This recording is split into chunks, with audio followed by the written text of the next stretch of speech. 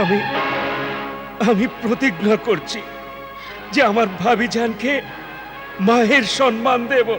হ্যাঁ, আর আর হাসিমকে আমার ছোট ভাইয়ের মতো পালন করব ভাইজান।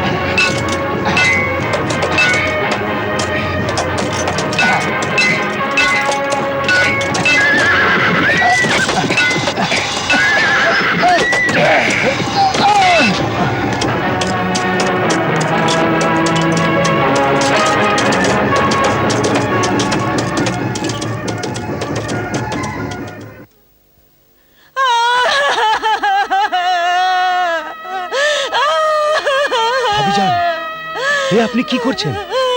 কেউ একটু আওয়াজ পেলেই সর্বনাশ হয়ে যাবে। সহ্য করতেই হবে। আপনি নিজেকে সামলাবার চেষ্টা করুন।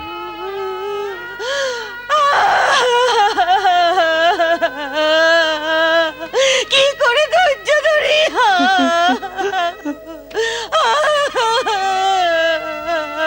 সহ্য করা ছাড়া উপায় নেই।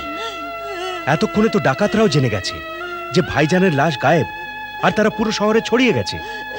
আর যদি ওরা জানতে পারে যে খুন এই বাড়িতে হয়েছে, তাহলে আমাদের মধ্যে কেউ বাঁচবে না। কিন্তু চাচা, আপনি আব্বার লাশ আপনার বাড়িতে কেন আনলেন? যাতে তোমার আর ভাবিজানের ওপর কোনো সন্দেহ না হয়। আর যদি ডাকাতরা জানতেও পারে, তাহলে তারা আমায় ধরবে। কিন্তু তুমি আর ভাবিজান বেঁচে যাবে। বেটা হাসিম, তুমি তোমার আম্মিকে নিয়ে বাড়ি যাও আর তাকে সান্ত্বনা দাও। কিন্তু মোল্লা কেউ যেন ঘুণাক্ষরে জানতে না পারে যে তোমার আব্বার বেঁচে নেই। কিন্তু এই খবর আমরা কি করে লুকাবো? এটা আমার ওপর ছাড়ো। এখন তুমি একে নিয়ে বাড়ি যাও। চলুন, আসো। উঠুন উঠুন উঠুন।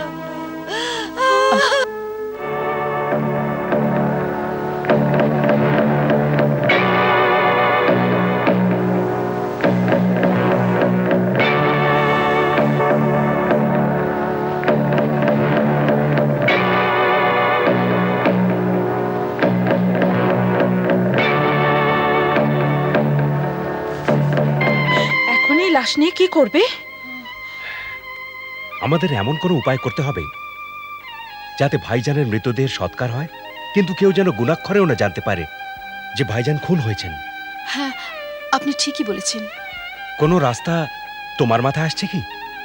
হ্যাঁ, একটা রাস্তা আছে, কিন্তু আমাদের খুব সাবধানে করতে হবে। কি ভেবেছো তুমি? এখানে আশেপাশে কোনো হাকিম আছে? হাকিম? হ্যাঁ, এখান থেকে আগের চৌমাথায় একটা বাজার আছে, ওখানে হাকিম নজিফের দোকান আছে।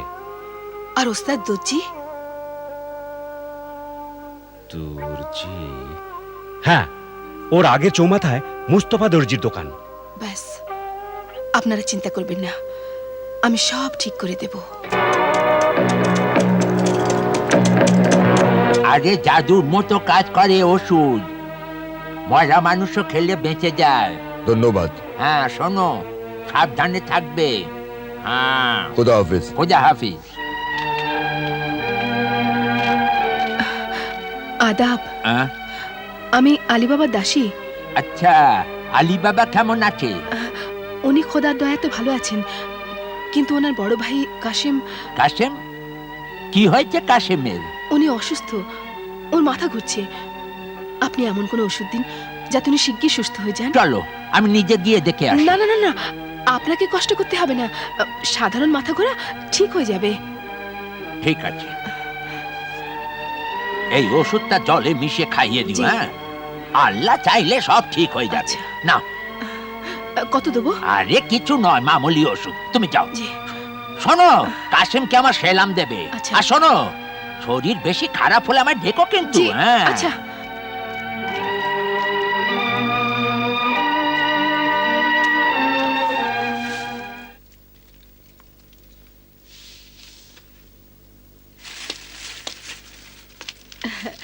আপনি মুস্তফা দর্জি? জি হ্যাঁ।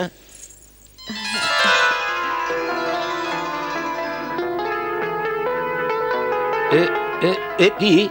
আশরফি, রেখে নিন। রাখুন।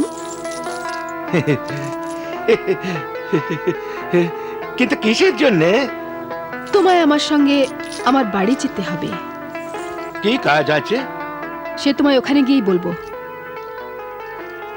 হ্যাঁ, তো রাতে আমি কোথাও যাব না। ঠিক আছে, এবার যাবে কিনা বলো? ঠিক আছে, আমি যাচ্ছি। কিন্তু একটা শর্ত আছে। কি?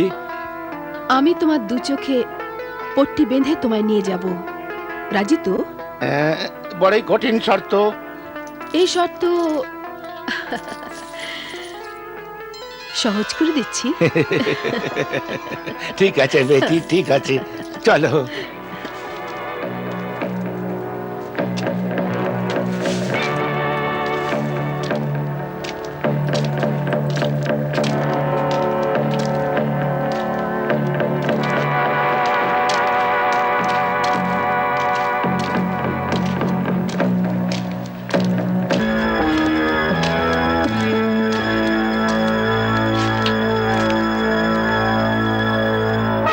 এই মেয়েটা পুরোটার চোখে কাপড় বেঁধে কোথায় নিয়ে যাচ্ছে?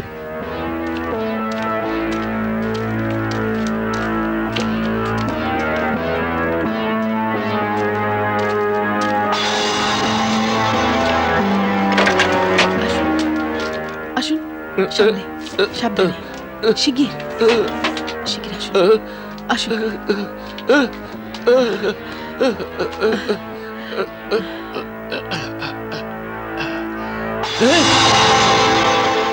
এটা কি? এটা একটা লাশ, যা দু টুকরো হয়ে আছে। লাশ দু টুকরোয়? হায় আরে, খোদা! আরে, বড় মেয়া, আরে পালাচ্ছ কোথায়? হ্যাঁ? চলো, চলো, না হলে তোমার ধড়ার মাথা আলাদা করে ফেলবো। চলো, বলো কোনটা পছন্দ, তোমার দু টুকরো না অন্য কিছু? হুম? বলো, বলো কি, বলো।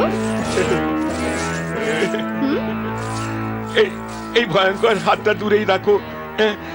তোমার হাতে যে ওজন আছে তা খুব দামি, এর জন্য আমি সব রকম কাজ করার জন্য তৈরি আছি। এবার এসেছো রাস্তায়, চলো চলো এবার এখানে বসো। এবার বলো আমার আমায় কি কাজ করতে হবে? তুমি এই দু টুকরোকে এমন করে সেলাই করো আর এই কফনকে এমন ভাবে সাজাও যে কফন ওঠাবার সময় কারুর যেন সন্দেহ না হয় যে এই লাশটা কাটা। বুঝেছো? কিন্তু এ তো বড় মুশকিলের কাজ। তোমায় এর জন্য মনের মতো মূল্য দেয়া হবে। ঠিক আছে, এর জন্য আমায় বড় বস্তা বুনতে হবে, আর কিছু বাঁশও চাই। পেয়ে যাবে, কিন্তু কাজ এমন হতে হবে যে কারোর যেন সন্দেহ না হয় যে লাশটা কাটা ছিল। বুঝেছো?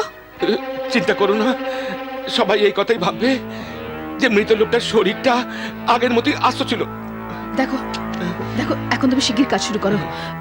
দামের কথা চিন্তা করো না। হ্যাঁ হ্যাঁ, আর হ্যাঁ, একটা কথা খেয়াল রেখো, এ কথা কেউ যেন না জানে। এই গোপন কথাকে নিজের মধ্যে কবর দিয়ে দিও। এর জন্য তোমাকে আলাদা দাম দেওয়া হবে। ঠিক আছে।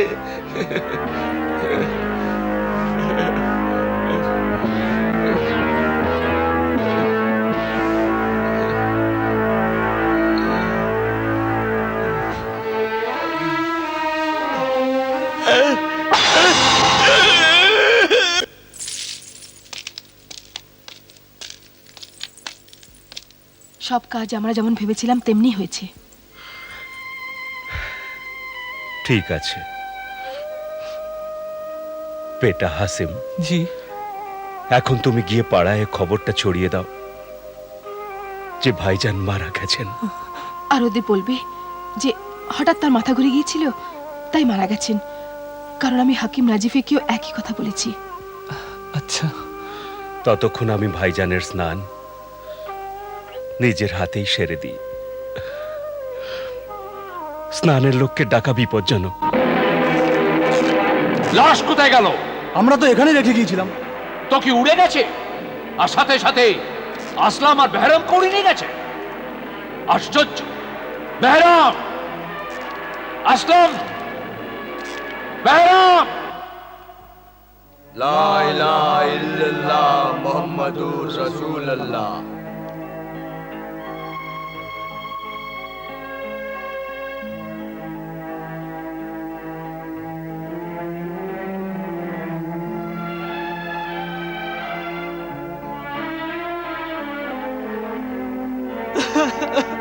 চাচা,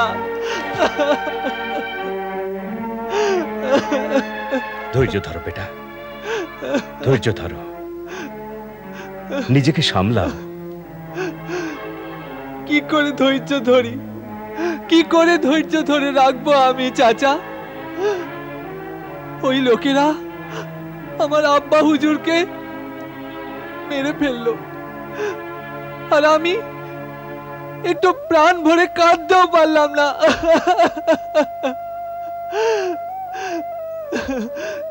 কত অভাগা আমি, দেখো না চাচা, কত অভাগা আমি। বেটা, ভাইজান আমাদের ছেড়ে চলে গেছেন, কিন্তু কিন্তু তুমি নিজেকে কখনো একলা ভেবো না। হ্যাঁ, নিজের বাপের জায়গায় আমায় ভাবো। হ্যাঁ, আমায় ভাবো। এখন যাও আর তোমার আম্মিকে সাহস দাও। আমি কিছুক্ষণ ভাইজানের কবরের কাছে বসতে চাই। যাও মৌলভী সাহেব, একে নিয়ে যান। যাও বেটা, যাও। চলুন।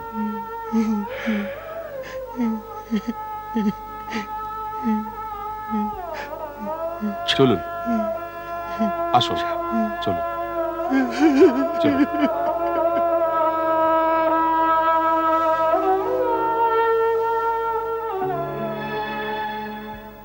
ও পরবর্তীকার, আমার ভাই দোষী ছিলেন নিশ্চয়ই, কিন্তু সে তোমার বান্দা ছিলেন। তুমি তো দয়াময়, তুমি তো ক্ষমাশীল। এই প্রিয় বান্দার আবেদন শোনো। আমার ভাইয়ের সব অপরাধ ক্ষমা করে দাও, আর তাকে এই কবরের যন্ত্রণা থেকে মুক্তি দাও।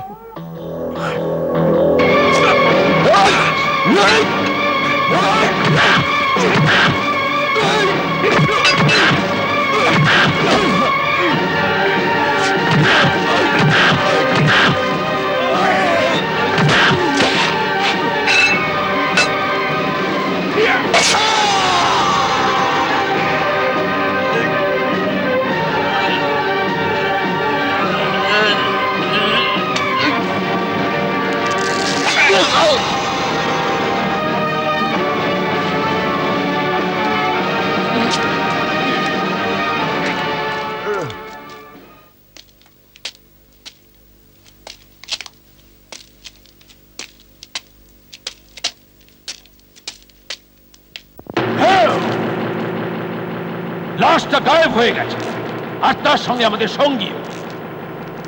এই রহস্যটা কি? কি এ রহস্য?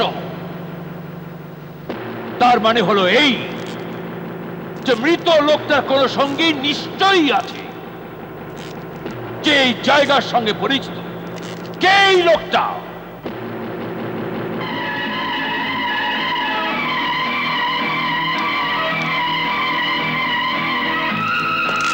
এমন তো নয় যে আমাদের সঙ্গীতের মধ্যেই কেউ বিশ্বাসঘাতক।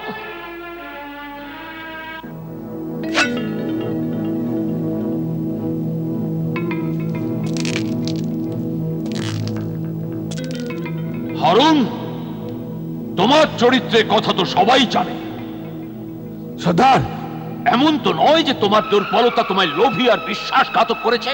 সর্দার, আমার এই দুর্বলতা আছে, কিন্তু আমি আপনার বিশ্বাসী সাথী। আমি আপনার জন্য আমার প্রাণ দিতে পারি, তো বিশ্বাসঘাতকতা কেন করব?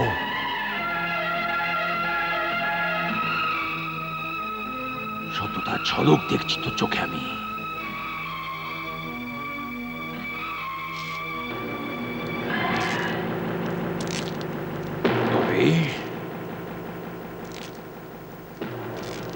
তবে কে হতে পারে? তুই তুই নিজের ভাগের পয়সা সব সময় জুয়ায় উড়িয়ে দিস। এমন তো নয় যে তুই আমার বিশ্বাসকেও জুয়ায় লাগিয়েছিস। সর্দার, সর্দার আপনি বিশ্বাস করুন, আমি এমন নীচ কাজ কখনো করব না। তুইও সত্যি কথা বলেছিস। তাহলে কে সেই বিশ্বাসঘাতক? কে সে? সর্দার, আমাদের মধ্যে কেউ বিশ্বাসঘাতক হতে পারে না, কারণ আমরা সবাই সব সময় একই সঙ্গে ওঠা বসা করি। হ্যাঁ সর্দার, মুহূর্তের জন্য দল থেকে আমরা আলাদা হই না।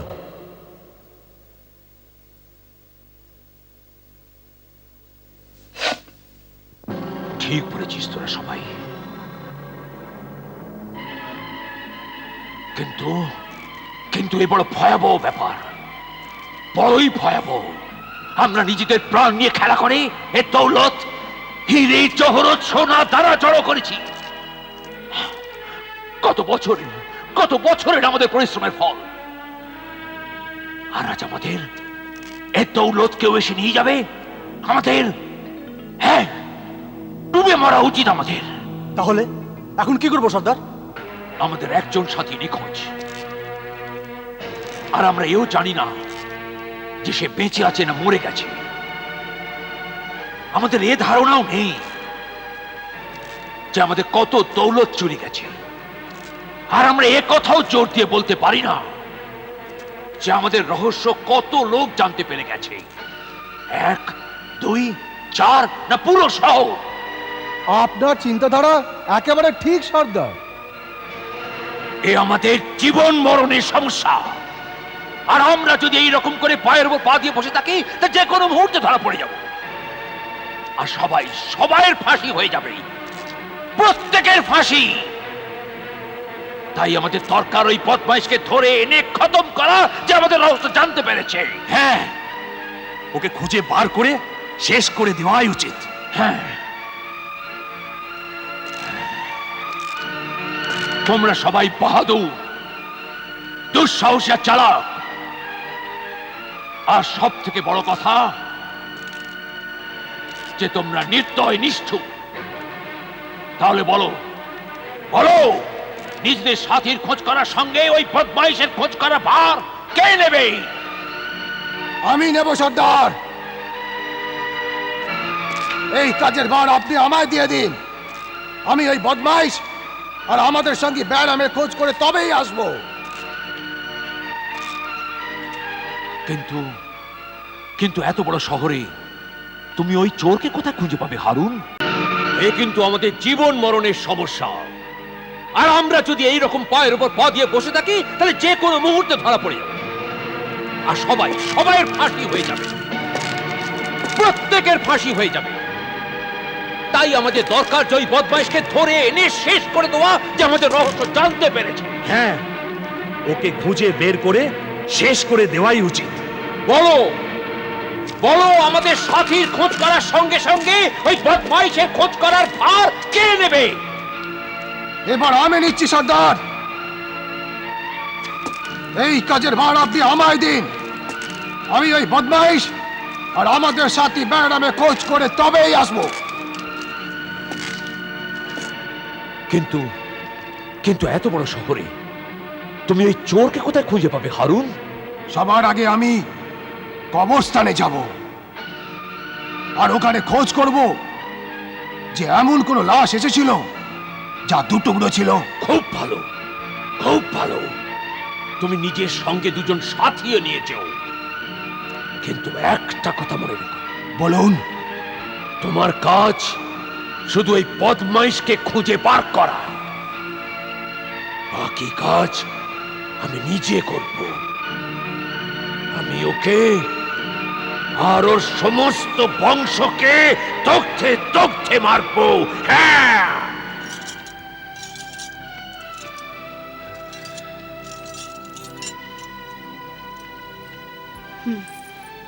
তো প্রথমে আপনি ওকে মারার চেষ্টা করেছিলেন, কিন্তু ও মরেনি। তারপর ও কোনো মতে আপনার কাছে পৌঁছে গেছিল। এর মানে হলো এই, ও আমাদের বাড়ি দেখে নিয়েছে। নিশ্চয়ই দেখে নিয়েছে, কিন্তু ও কাউকে বলবার সুযোগ পায়নি যে ওর মৃত্যু আমার হাতে হয়েছে। কিন্তু ভাইজান, এতে তো বিপদ আরো বেড়ে যাবে। তাকে করে আজ নয়তো কাল একদিন না একদিন লাশের রহস্য সামনে আসবে। তাতে বিপদ বেড়ে যাবে, বিপদ বেড়ে গিয়ে আতঙ্ক ছড়িয়ে পড়বে। কিন্তু আমাদের ঘাবড়াবার কিছু নেই, ওরা আমাদের বাড়ি ঠিকানা কিছুই জানে না। কিন্তু ভয়ের তলোয়ার তো আমাদের মাথার উপর ঝুলেই থাকবে।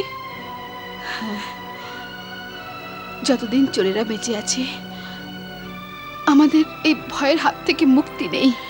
খোদা ওদের ধ্বংস করুক। আমি তো বলি যে সব ধন দৌলত, সব আশরফি সেখানেই ফেলে এসো। এমন সোনাদানা নিয়ে কি হবে যা আমাদের সুখ শান্তি কেড়ে নেয়? এখনো সময় আছে, ফেলে দিয়ে এসো এসব দৌলত। আমার শুকনো রুটি ভালো। খোদা তোমাকে শান্তিতে রাখুন, আমরা কিচ্ছু চাই না। দেখুন পানি অনেক দূর গড়িয়ে গেছে। এখন যদি আমরা ওদের সোনাদানা ফেরত দিয়েও দিই, তবুও চোরেরা আমাদের পিছু ছাড়বে না। হ্যাঁ, চাচা, হাসিম বেটা, চাচা, চাচা, এখন ওই শয়তানগুলো আমার হাত থেকে আর বাঁচবে না, আর ওর সঙ্গীরাও নয়। আপনি শুধু ওদের সন্ধান বলে দিন আমায়, ওদের সন্ধান বলে দিন। হাসিম মিয়া, মাথা ঠান্ডা করো, মাথা ঠান্ডা করো, নিজেকে সংযত করো। যিনি তোমার আব্বা ছিলেন উনি আমারও তো ভাই ছিলেন, কিন্তু আমি তোমার মতো ওই চোরেদের ওপর প্রতিশোধ নিতে চাই না। কারণ প্রতিশোধের আগুন একবার যদি লাগে তো তা কখনো নেবে না, কখনো নেবে না, মনে রাখো। হ্যাঁ, কিন্তু ওই চোরেদের জন্য আমার মা আজ বিধবা হয়েছেন। আমি প্রতিশোধ নিয়ে ছাড়বো, হাসিম নিয়ে মিয়া, ছাড়বো। হাসিম মিয়া, আমাদের এই শিক্ষা দেওয়া হয়েছে যে নিজের শত্রুকেও ক্ষমা করে দাও। হ্যাঁ, যদি সে সামনে থেকে আক্রমণ করে তো তাকে কখনো ছেড়ো না।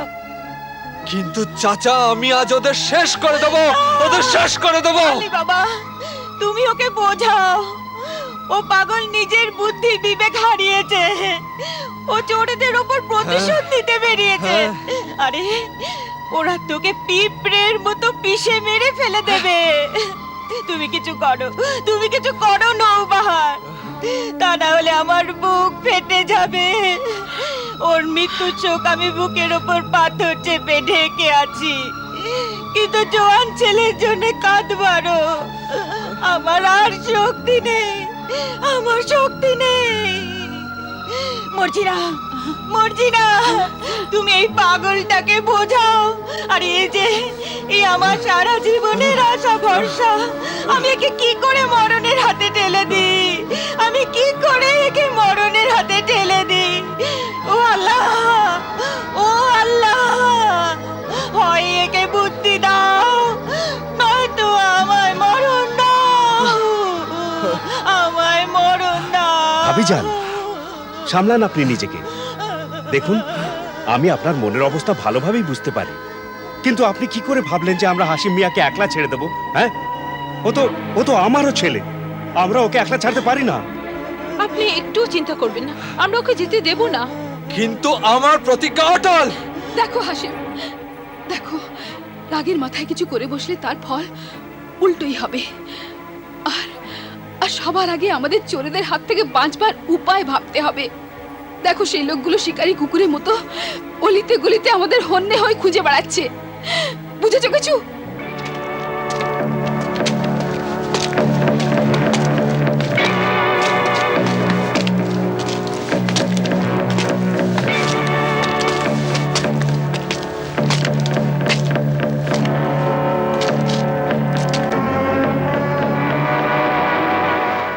পানি নিন হুজুর। শোনো জি, আমরা এই শহরে নতুন লোক, আমরা শুনেছি যে এখানে চোর বদমাইশ আর ডাকাতের খুবই উৎপাত। এখানে প্রায় লোক খুন হয় নাকি? জি না হুজুর, এই শহরের চারিদিকে সুখ শান্তি। সত্যি? লোক তো সোনাদানা দেখিয়ে চলে, কারো কোনো বিপদের ভয় নেই। কিন্তু আমরা শুনেছি এই দুদিন আগে একটা লোককে বড় নির্দয়ভাবে খুন করে দেওয়া হয়েছে, টুকরো টুকরো করে। আরে মিয়া, এই শহরের চন্ডুখানা বড়ই বিখ্যাত। আফিমের একটা গুলি আর চন্ডুর দুই এক পেয়ালা আকাশে ঘুরিয়ে আনে, তারপর আজগুবি গল্পের আসর শুরু হয়। হুজুর, আপনিও এরকম কোনো আজগুবি গল্প শুনেছেন? আচ্ছা, এই না।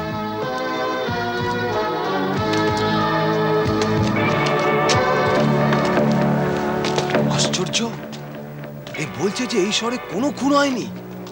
মনে হচ্ছে আমরা সবাই ভয়ঙ্কর এক চালাক শত্রুর পাল্লায় পড়েছি। কিন্তু তবুও আমাদের কোনো না কোনো রাস্তা তো বার করতেই হবে। সবার আগে আমাদের জানতে হবে যে এই শহরে এমন কে আছে যে রাতারাতি পয়সাওয়ালা হয়ে গেছে। তার সাথে আমাদের এও জানতে হবে যে গত দুদিনের মধ্যে এখানে কতজন মারা গেছে আর কি করে। হ্যাঁ, এমনি করেই আমরা আমাদের শিকারকে সহজে খুঁজে বার করতে পারবো।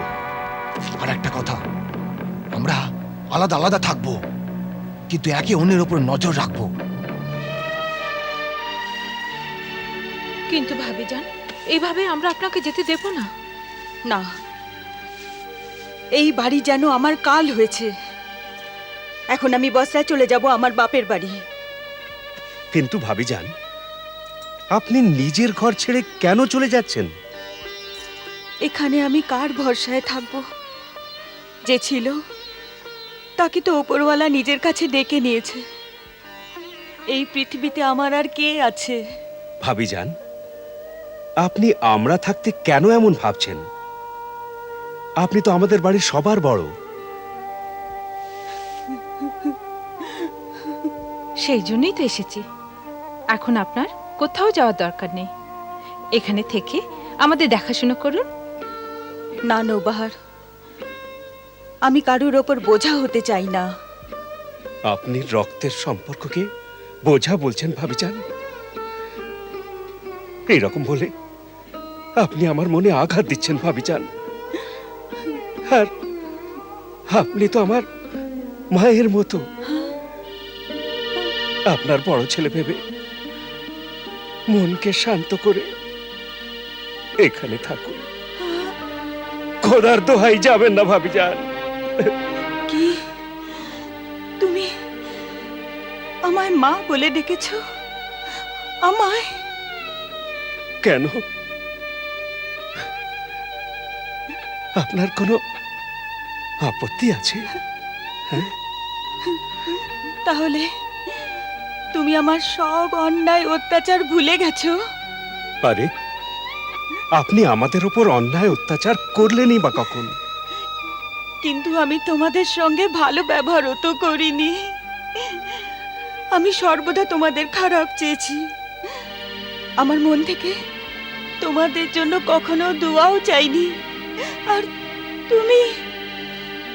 কিন্তু ভাবিজান, যখন ভাবিজান আর ভাইজান আপনার সম্বন্ধে এরকম কখনো ভাবেননি, তবে তবে আপনি কেন ভাবছেন? কেন ভাববো না মর্জিনা? এদের তো উচিত ছিল আমায় আমায় ধিক্কার করা, আমার থেকে মুখ ফিরিয়ে নেওয়া। তাই হতো আমার উচিত শাস্তি, তাই হতো আমার শাস্তি। ভাবিজান, খোদার দোহাই, খোদার দোহাই এইভাবে কাঁদবেন না ভাবিজান। আমি আপনার চোখের জল দেখতে পারছি না। না আলী বাবা, আমায় কাঁদতে দাও। এতে অন্তত আমার মন হালকা হবে। শুনেছি যে অনুতাপের অশ্রু পাপকে ধুয়ে দেয়। আমি স্বীকার করছি যে আমি এক হিংসুটে আর লোভী স্ত্রীলোক। আমায় ধাক্কা মেরে বার করে দাও, বার করে দাও ধাক্কা মেরে। আর বলো তোমাদের আমার সঙ্গে কোনো সম্পর্ক নেই, কোনো সম্পর্ক নেই। এই হবে আমার শাস্তি, এই আমার শাস্তি। ভাবিজান,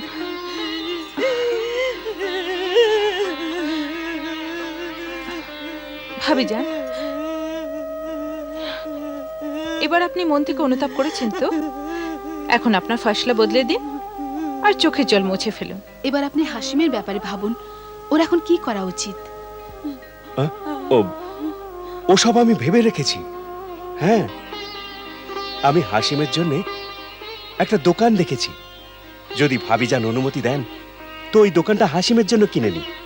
ভাবিজান অনুমতি কেন দেবেন না, তাই না ভাবিজান? আমি আমি নওবাহার। হ্যাঁ বলে দিন না ভাবিজান। হ্যাঁ বলে দিন ভাবিজান। যেমন তোমাদের ইচ্ছে। এখন এখন তো তোমরাই আমাদের সব কিছু।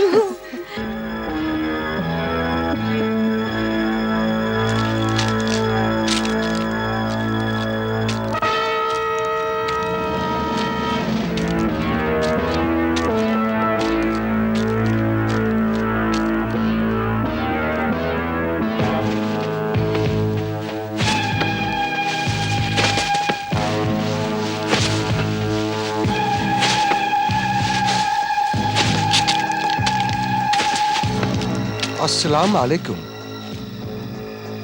ওয়ালাইকুম আসসালাম। কি ব্যাপার? আমার নাম হারুন। আমি এক পথিক।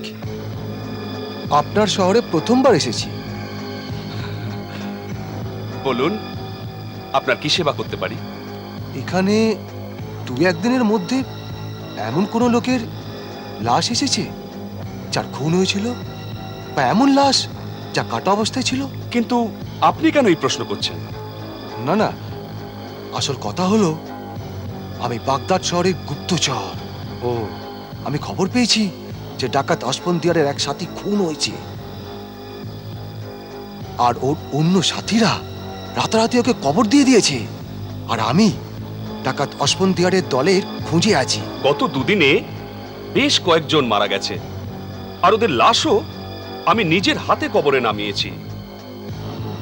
কিন্তু আমার বিশ্বাস সব লাশই নিখুঁত ছিল।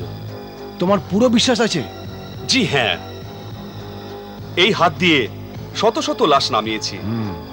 আমার এই হাতকে কেউ ঠকাতে পারবে না। আচ্ছা, একটা কথা বলো, তারা সবাই কি করে মরেছিল? কেউ বুড়ো হয়ে মরেছে, কেউ অসুখে ভুগে মরেছে, কিন্তু এমন কোনো লাশ আসেনি যাকে হত্যা করা হয়েছে। একটা কথা বলো তো, এখানে আর অন্য কোনো কবরস্থান আছে? না, এই শহরে এই একটি কবরস্থান। আচ্ছা আচ্ছা, ধন্যবাদ। আদা।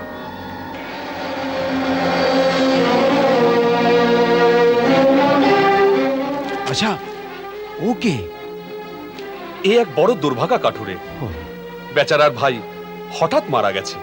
ও, বড়ই দুঃখের কথা। আসছে।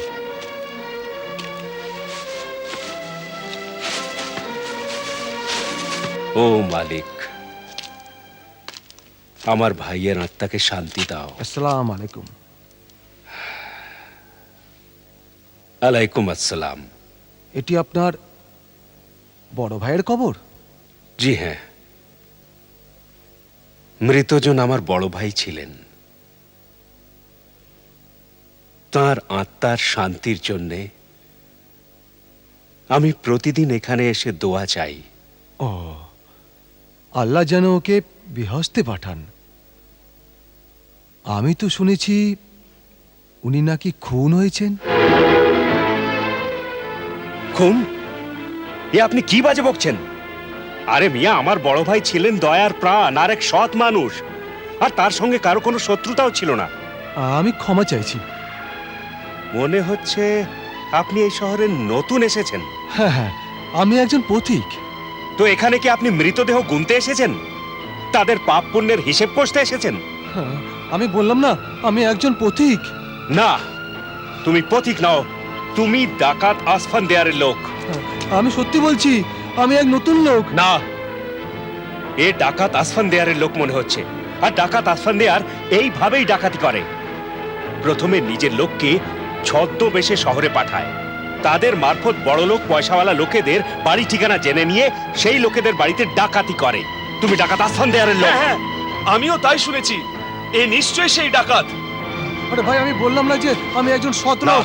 ভুল করে এখানে এসে গেছি। না না, তুমি ডাকাত আসফান দেয়ারেরই লোক। আরে ভাই, আমায় ছেড়ে দাও।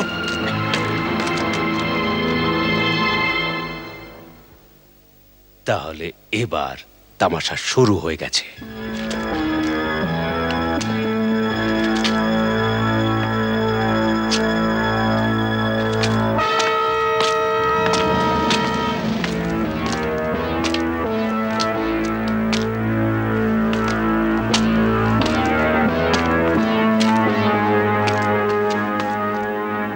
সকাল গড়িয়ে রাত হয়ে গেল, এখনো পর্যন্ত না বেহরামের কোনো খোঁজ পাওয়া গেল, না ওই বদমাশের কোনো হদিশ পাওয়া গেল। তবে কথাটা হচ্ছে এই যে বেহরাম কোথায় চলে গেল? মনে হয় ও ওই বদমাশটার পিছু নিয়েছে, নয়তো নিচে মারা গেছে। খুন হয়েছে, খুন হয়েছে, খুন হয়েছে, খুন হয়েছে, খুন হয়েছে, খুন হয়েছে, এই খুন হয়েছে। কোথায় খুন হয়েছে? ওই কবরস্থানে লাশ এখন ওখানে পড়ে আছে। খুন হয়েছে, খুন হয়েছে, খুন হয়েছে।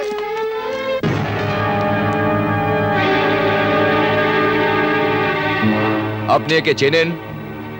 না, আমি প্রথম একে দেখছি। তবে শোনো, যদি এই লাশ কেউ শনাক্ত না করে তাহলে একে সরকারি খরচায় কবর দেওয়া হবে। খুন হয়েছে, খুন হয়েছে, খুন হয়েছে, খুন হয়েছে, খুন হয়েছে, খুন হয়েছে। এই দেখুন।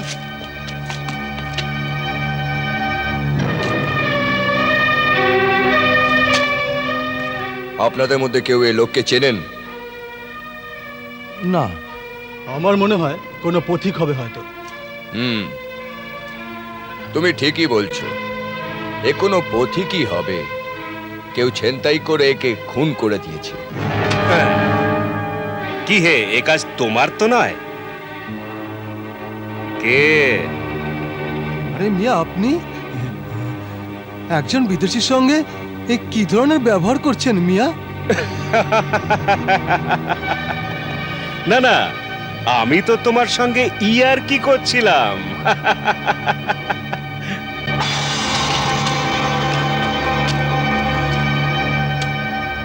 আরে এ তো ডাকাত, ডাকাত আসফান দেয়ারের দলের লোক। এ আপনি কি করে জানলেন? গত বছর যখন আমাদের মিছিল শ্যামমুলুকের দিকে এগিয়ে যাচ্ছিল, ডাকাত আসফান দেয়ার আমাদের মিছিল আক্রমণ করে, তখন এও ওদের সঙ্গে ছিল। আপনার ঠিক মনে আছে? হ্যাঁ, এই শয়তানটাকে আমি কখনোই ভুলতে পারবো না। এই শয়তানটা এমন তলোয়ার চালিয়েছিল যে আমার একটা হাত কেটে গিয়েছিল। এই দেখুন।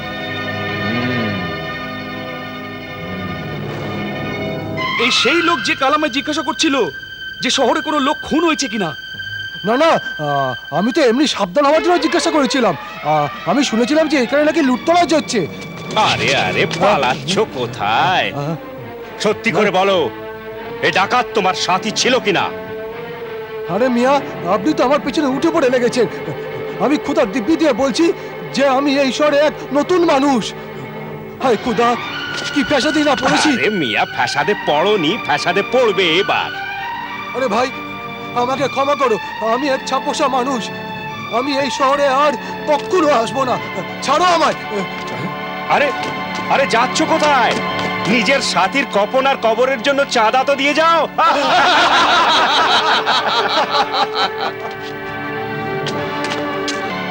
তুমি এক্ষুনি রওনা হয়ে যাও আর সর্দারকে খবর দাও যে আমাদের সাথী বেড়াম মারা গেছে। আমরা এখানেই থাকছি। যাচ্ছি। কি? আমাদের সাথী ব্যারাম মারা গেছে? জি হ্যাঁ হুজুর, আমি নিজের চোখে ওর লাশ দেখে এসেছি।